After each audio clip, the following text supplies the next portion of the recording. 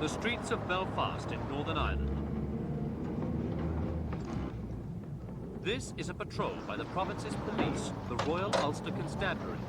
Although the armour-plated vehicles and the heavy automatic weapons give the impression of a paramilitary force, an image the RUC is trying to lose.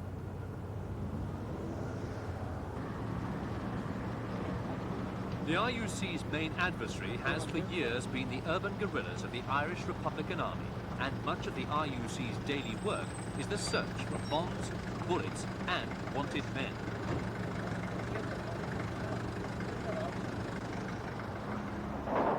Over the last year, the civilian RUC has become the main target of the IRA, more so than the British Army or the locally recruited Ulster Defence Regiment. In 1985, a total of 23 RUC officers were killed in terror attacks, a figure equalled only once before, in 1976.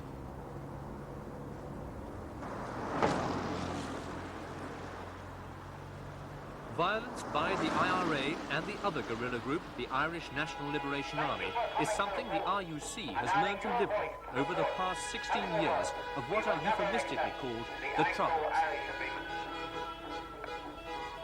But over the last few months, the RUC has also come under attack from the Loyalists, members of the Protestant majority who do not want power sharing with the Roman Catholic minority.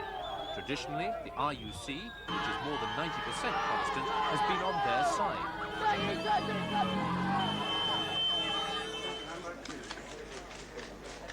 It was the Anglo-Irish Agreement, signed in November by British Prime Minister Margaret Thatcher and her Irish counterpart, Dr. Garret Fitzgerald, which changed the political atmosphere.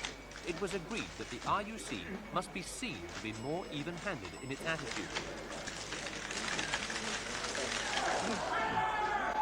The Loyalists were incensed by the new agreement, which gives Dublin a formal, but as yet vaguely defined, say in political and security issues in Ulster. Northern Ireland Secretary Tom King became an instant target of the Loyalist anger.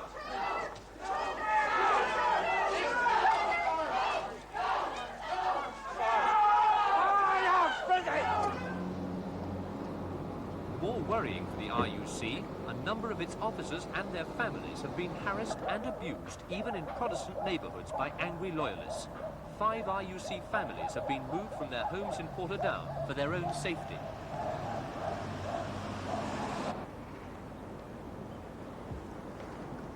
The reaction of the RUC rank and file to the political developments will be a possibly decisive factor in whether the Anglo-Irish Accord will work. But the RUC has suffered heavy losses over the years at the hands of terrorists, and many of its members, like former RUC officer Councillor Robert Dodds, feel the new agreement will only harden their attitudes. Oh yes, indeed, that is aggravated, for the simple reason that, first of all, our police are Ulster men, and as such, many, if not most, of the RUC would be opposed to any political change in Northern Ireland. For the simple reason that over the past 14 years, they have taken the brunt of the political situation in Northern Ireland. And they see themselves now as having lost the battle. And I would feel like, that there is bound to be deep feeling within the RUC insofar as Anglo-Irish is concerned. In Belfast and in the other main towns and cities of Northern Ireland, the RUC remains a police force under siege, braced against the threat of bombs or bullets from the Irish nationalists.